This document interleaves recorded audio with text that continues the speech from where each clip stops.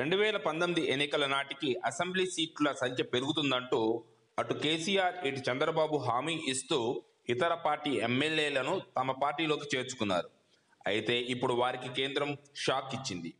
కొన్ని నెలల క్రితమే తెలుగు రాష్ట్రాల్లో అసెంబ్లీ సీట్ల సంఖ్య పెంపు ఇప్పట్లో సాధ్యం కాదని కేంద్రం స్పష్టం చేసింది. అయినప్పటికీ చంద్రబాబు అండ్ టీం మాత్రం కొద్ది రోజులుగా తిరిగి సీట్ల సంఖ్య పెరగబోతుందంటూ ప్రచారం మొదలుపెట్టింది. ఇలా ప్రచారం చేయడం ద్వారా టీడీపీలోకి నేతలు పక్క పార్టీలకు వెళ్లకుండా చూసుకోవాలన్నది చంద్రబాబు ఉద్దేశంగా చెప్తున్నారు. అయితే లేటెస్ట్ గా మరోసారి చంద్రబాబు అండ్ ప్రచార బృందానికి కేంద్రం షాక్ ఇచ్చింది. తెలంగాణ, ఆంధ్రప్రదేశ్ రాష్ట్రాల్లో అసెంబ్లీ సీట్ల సంఖ్య పెంపు ఉండబోదని పార్లమెంట్ వేదికగా కేంద్ర హోంశాఖ సహాయ మంత్రి హంసరాజ్ స్పష్టం చేశారు.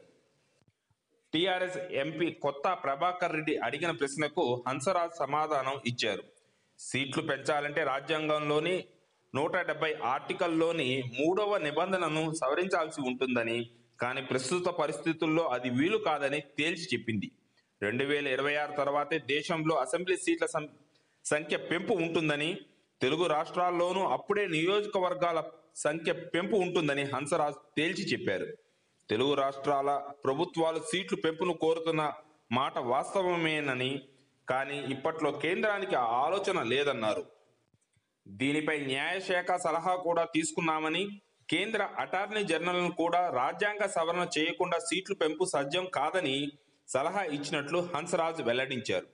కేంద్ర హోంశాఖ ప్రకటనతో గత కొద్ది రోజులుగా అసెంబ్లీ సీట్ల సంఖ్య పెరగబోతున్నాయని, అందుకే కేంద్రాన్ని ఒప్పిస్తున్నామని చంద్రబాబు చెబుతున్న మాటలన్నీ అవాస్తవమని తేలిపోయింది. ఒకవేళ వచ్చే ఎన్నికల నాటికి సీట్ల సంఖ్య పెరగకపోతే ఫిరాయింపు ఎమ్మెల్యేలు ఉన్న చోట టీడీపీలో తొక్కిసలాటలు, తోపులాటలు ఖాయం. ఓట్లేసిన ప్రజల నమ్మకాన్ని అధికార పార్టీ దగ్గర డబ్బుకు తాకట్టు పెట్టిన ఫిరాయింపు ఎమ్మెల్యేలకు ఇలాంటి శాస్తి జరిగినా ఆనందించాల్సిందే.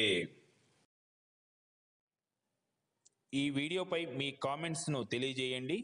మరిన్ని వీడియోస్ కోసం తెలుగు గ్లోబల్ ఛానల్కు సబ్స్క్రైబ్ చేయండి.